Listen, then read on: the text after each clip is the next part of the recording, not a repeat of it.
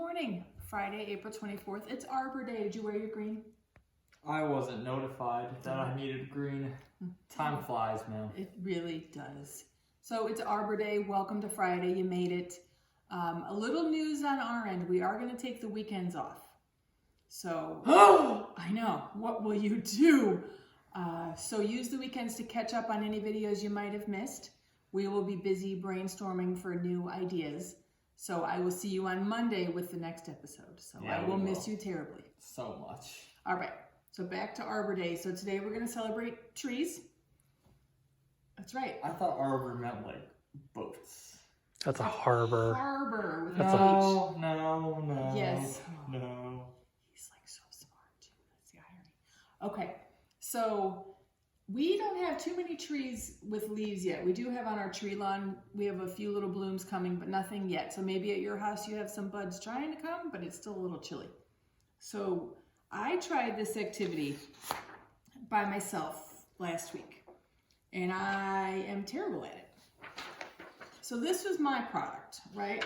Jackson breezes up the steps, and he's like, bam, bam, bam, look at that. This is amazing. So he will be the one that runs this activity because I am not good. I am not good at it. So please tell them what they need and then take it away. All right, so for this elaborate project, you're gonna need some paper. Any will do. Put a piece of paper down. You also need some dried up leaves from your local backyard. Any kind of leaf will work. So we're gonna take a leaf and put it down here. If a side is like particularly bumpy, maybe think about putting that side up. Okay. And I'm gonna place another sheet of paper on top of it. And then choose a crayon that has been skinned in its entirety.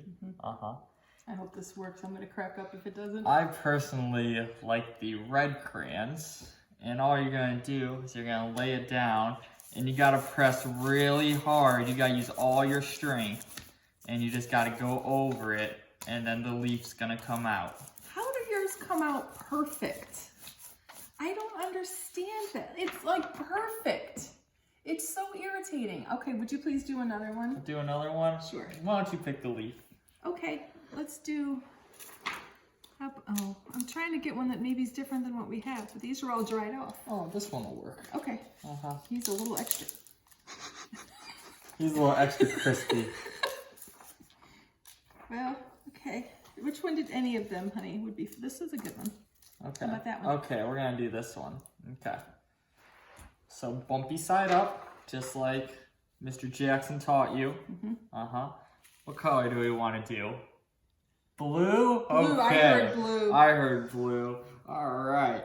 And we gotta press down really hard, go in all sorts of directions. Yeah, this blue isn't very good, but you can still see the leaf. Yeah. I think that's really cool. So find some leaves, do some patterns. Did you want to do a green one or you feel like you're good? No, I'm good. You talk away, man. I'm going to keep having fun. I don't have anything else to say okay. other than stay tuned for the book. All right, welcome back. Chapter 5. You'll remember the end of Chapter 4. Someone had spotted them in the castle. Chapter 5, Trapped. Come on, cried Annie. Jack raced behind her. Were they being followed? Here, quick. Annie dashed toward a door off the hallway. She pushed the door open. The two of them stumbled into a dark, cold room. The door creaked shut behind them. Give me the flashlight, said Annie. Jack handed it to her and she switched it on. Yikes, a row of knights right in front of them. All right, there they are.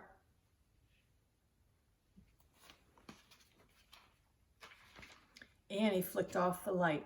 Silence. They aren't moving, Jack whispered. Annie turned the light back on. They're just suits, Jack said. Without heads, said Annie. Let me have the flashlight a second, said Jack, so I can look in the book. Annie handed him the flashlight. He pulled out the castle book. He flipped through the pages until he found what he was looking for. Jack put the book away. It's called the Armory, he said. It's where armor and weapons are stored. He shined the flashlight around the room. "Oh, man," whispered Jack. The light fell on shiny breastplates, leg plates, arm plates, on shelves filled with helmets and weapons, on shields, spears, swords, crossbows, clubs, battle axes. There was a noise in the hall. Voices. "Let's hide," said Annie. "Wait," said Jack. "I gotta check on something first." "Hurry," said Annie. "It'll just take a second," said Jack. "Hold this." He handed Annie the flashlight. He tried to lift a helmet from the shelf. It was too heavy. He bent over and dragged the helmet over his head. The visor slammed shut. Oh, forget it. It was worse than having a 5-year-old on your head. More like having a 10-year-old on your head. Not only could Jack not lift his head, he couldn't see anything either. "Jack!" Annie's voice sounded far away. "The voices are getting closer." "Turn off the flashlight," Jack's voice echoed inside the metal chamber. He struggled to get the helmet off. Suddenly, he lost his balance and went crashing into other pieces of armor. The metal plates and weapons clattered to the floor. Jack lay on the floor in the dark. He tried to get up, but his head was too heavy. He heard deep voices. Someone grabbed him by the arm. The next thing he knew, his helmet was yanked off. He was staring into the blazing light of a fiery torch. You can see him there on the ground.